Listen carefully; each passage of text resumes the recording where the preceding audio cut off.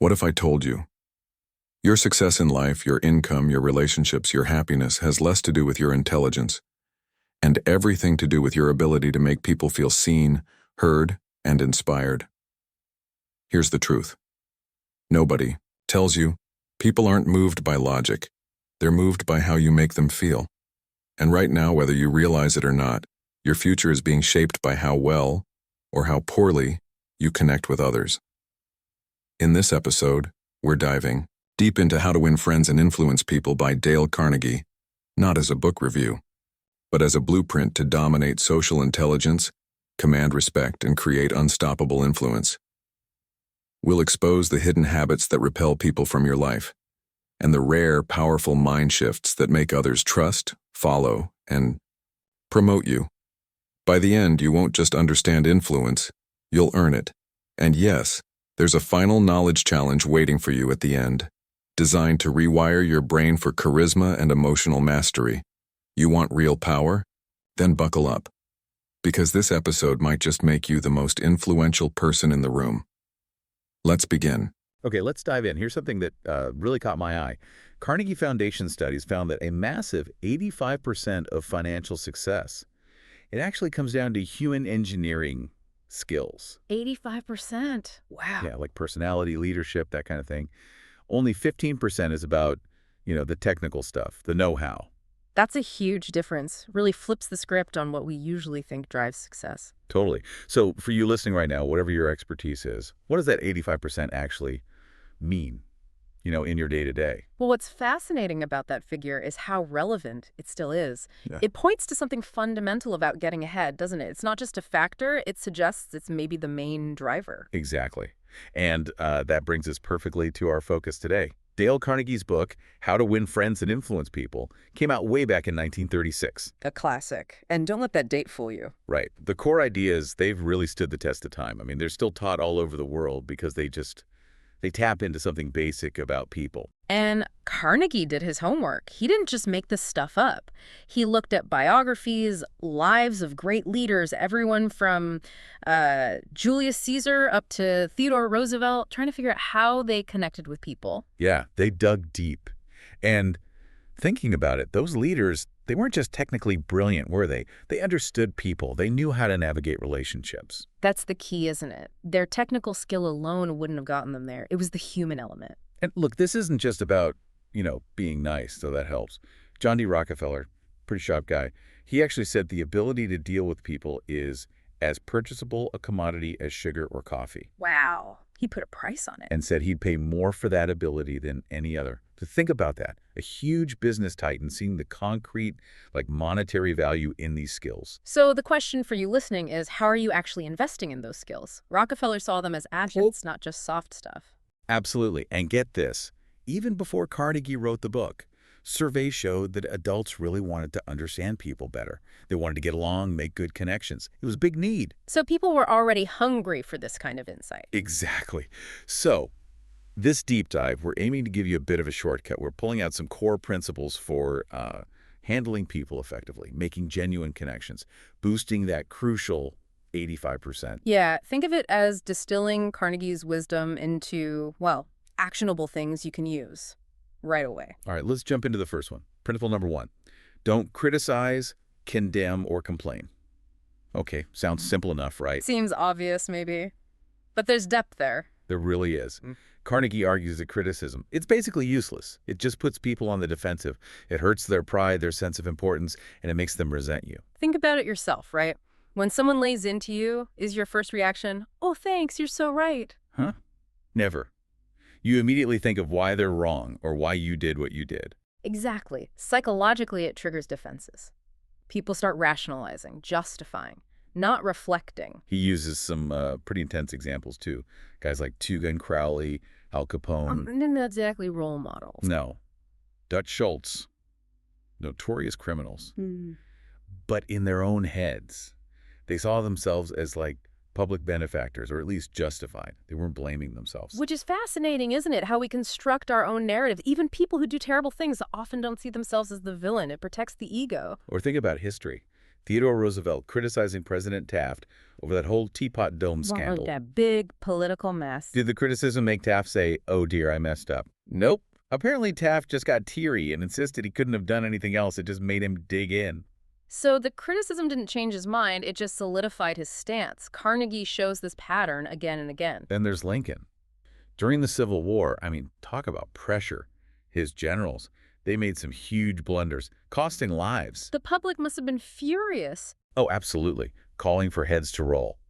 But Lincoln, he quoted the Bible, "Judge not, that ye be not judged." He mostly held back from really harsh public criticism. Why do you think he did that? He knew it wouldn't help, right? Berating them wouldn't win battles. He understood leadership, that you need people on your side not feeling attacked. He had to keep focused on the bigger goal. That's a powerful lesson in leadership, especially under fire. Focusing on the outcome, not just venting. Carnegie even shares a personal story, kind of embarrassing for him. He wrote this, arrogant letter to a famous author, Richard Harding Davis. Oh dear. What happened? Davis shot back a really sharp reply, basically saying Carnegie had terrible manners. Ouch. Yeah. Carnegie admitted he deserved it, but man, he still felt that sting. He resented it. That's so relatable, isn't it? Even if the criticism has a point, it still feels bad. It creates that negative feeling, damages the connection. So if criticism doesn't work, what does? Let's flip that coin. Positive reinforcement. Like B.F. Skinner's research showed, right? Reward works way better than punishment for changing behavior long term. Exactly. Carnegie tells this story about Herbert Hoover. A mechanic made a really dangerous mistake on Hoover's plane. Could have been catastrophic. Okay, I'd probably lose it in that situation. Me too. But Hoover. He apparently just calmly pointed out the mistake, explained the potential danger, and said, "Please be careful next time." No yelling, no blaming, just trust. Wow. That probably made the mechanic incredibly loyal and definitely more careful than if Hoover had screamed at him. It fosters learning, not fear. Yeah. And one last bit on this first principle. Carnegie mentions this really moving essay, Father Forgets. Oh, I think I know that one. It's about a dad reflecting late at night on all the little nagging criticisms he aimed at his son during the day, finding fault with small things. And regretting it. Deeply. Realizing his son is just a kid, seeing the world differently. It's just a powerful nudge towards empathy, especially with family. It really puts perspective on those daily frustrations and the impact our words have, Yeah. especially on kids. Okay, so avoid criticism. What's next? Okay, principle number 2. Give honest and sincere appreciation. Now, this is really insightful. Carnegie argues that this deep desire we all have to be great, to feel important, to be appreciated, it's fundamental. Like as basic as needing food or sleep. Pretty much. He references Freud's desire to be great, Dewey's desire to be important, William James talking about the craving to be appreciated. It's a core human drive. And you see it everywhere, this drive for validation. Oh, yeah. And the examples Carnegie uses are, well, they're all over the map. You've got Rockefeller giving away millions in philanthropy, maybe partly seeking that feeling of being a great benefactor. Makes sense. What else? And someone like Dillinger, the gangster, seeking notoriety. Even negative attention feeds that need somehow, naming Antarctic expeditions after donors. Huh. So your name lives on, literally at the ends of the earth. Right. Victor Hugo wanting Paris renamed after him. Shakespeare wanting a coat of arms to feel, important. Even people getting attention through being unwell, like Mrs. McKinley or Mrs. Reinhardt in his examples. It's fascinating how diverse the expressions of this need are. From altruism to, crime or seeking status symbols. It's powerful. So knowing this, think about the power of giving genuine appreciation. Charles Schwab, the steel magnate, Do name? he believed his single greatest asset was his ability to generate enthusiasm through appreciation and encouragement. He said he almost never criticized. Never. That's hard to believe for a captain of industry. He said he was anxious to praise, but loath to find fault. He even tells this funny story about his wife buying this, let's say, questionable hat. He hated it. Oh, what did he do? Bit his tongue. Said nothing critical. Later, someone else complimented the hat, and his wife was thrilled. Avoiding criticism paid off. So Schwab's whole philosophy was build people up, don't tear them down, focus on the positive. Makes sense for morale and productivity too. And Carnegie really pushes this for everyone, not just CEOs. He says you should be actively looking for chances every day to give sincere appreciation. He calls it giving wings to someone's spirit. That's a lovely phrase. Yeah. He tells Paul Harvey's story about a teacher who genuinely appreciated a young boy, Stevie Morris, for his good hearing. Just that little bit of appreciation apparently changed his life. It shows how small, genuine acknowledgments can have a massive ripple effect. It doesn't have to be a grand gesture. But, and this is crucial, Carnegie draws a very clear line between appreciation and flattery. Right. They're not the same thing at all. Not even close. Flattery is shallow, insincere. It's about manipulation. And most people, especially sharp people, see right through it. It can actually backfire, right? Damage trust if people feel you're just buttering them up. Exactly. He quotes Emerson, "Use what language you will, you can never say anything but what you are. Sincerity matters. Real appreciation comes from genuine positive regard." So it has to be honest, rooted in something you truly admire or value. Precisely. Okay, principle 3. This one is super practical. Arouse in the other person an eager want. An eager want. Okay, what does that mean exactly? It means the best way, maybe the only way, to influence someone is to talk in terms of what they want and show them how your idea helps them get it. So focus on their motivation, not yours. Exactly. Yeah. Like, don't just tell your kid don't smoke. Instead, maybe point out how smoking could stop them from making the basketball team, if that's what they care about. Connecting it to their desire, their eager want. Got it. Henry Ford apparently hit the nail on the head. He said the secret to success is getting the other person's point of view, seeing things from their angle as well as your own. Empathy again. And perspective taking. Understanding what matters to them is key before you try to persuade or influence. Carnegie gives a great negative example.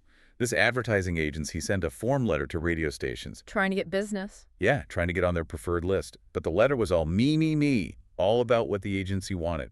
It totally ignored what the station manager might need or care about. And did it work? Of course not. It was completely self-centered. Failed to connect. Classic mistake. Talking at people, not to them. Then he contrasts it with a positive example. A railroad freight agent writing to a company, Azariga's Sons, about their trucks, causing delivery delays at the station. Okay, so how did he handle it differently? Instead of just complaining, your trucks are blocking things up, he framed it around the benefits to Zariga's Sons. Like, if you adjust your delivery time slightly, your trucks can unload faster and we can get your freight moving more reliably. Focusing on their gain. Smoother operations for them. Much smarter. Totally. Speaking their language. Making it about their advantage. That makes perfect sense. There's another great real-life story. Barbara Anderson needed to move to Phoenix for her son's health and needed a job. She wrote to banks there. Okay, tough situation. How'd she approach it? She didn't just plead her case about needing the move. She researched the banks, saw they were growing fast, and framed her letter around how his specific experience could help a rapidly growing bank meet its challenges. Smart. Tailoring her pitch directly to their perceived needs. Their eager want was likely growth and efficiency. Exactly. And it worked. It showed she understood their perspective. It's about aligning interests. And then there's this slightly unusual example, but it makes a point. A father whose little son kept wetting the bed. Right, I remember reading that one. Nagging didn't work, did it? Scolding, shaming, nothing. Then the parents figured out what the boy wanted. He wanted to be like his dad. He wanted big boy pajamas, not a nightgown. And he wanted his own bed, not sleeping with grandma. So they tapped into his desire to be grown up, his pride. Exactly. They bought him the pajamas, brought him the bed, and told him now that he was a little man, he wouldn't wet his bed. And guess what? Problem solved. Problem solved. Because they appealed to his eager want, his desire. It's a powerful illustration, even if it's about pajamas. Find the desire, connect to it, and you unlock motivation. Yeah, Carnegie nails it with the summary. First, arouse in the other person an eager want. He who can do this has the whole world with him. He who cannot walks a lonely way. That's a pretty profound statement. It really encapsulates this whole idea of influence through understanding others' desires. It's fundamental. So as we start to wrap up this deep dive into these first few foundational principles from Carnegie, let's just quickly recap. Good idea. What are the core takeaways? Well, first, the massive importance of just. Not criticizing, condemning, or complaining.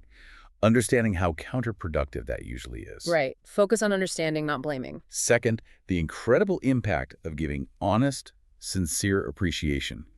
Recognizing that deep human need to feel valued. And making sure it's genuine, not just flattery. Absolutely. And third, this powerful idea of arousing an eager want in the other person. Focusing on their needs, their desires, seeing things from their perspective. These three together, they really form a strong base for improving pretty much any interaction, don't they? They really do. But, just hearing this stuff isn't enough, is it? No, knowledge isn't the same as skill. Carnegie was big on application. Exactly. He saw these as principles you need to actively use every day. Integrate them until they become habit.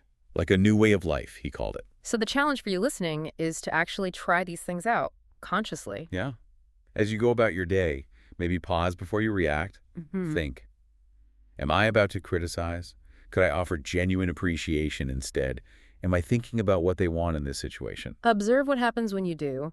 Treat it like an experiment in your own life, both at work and, personally.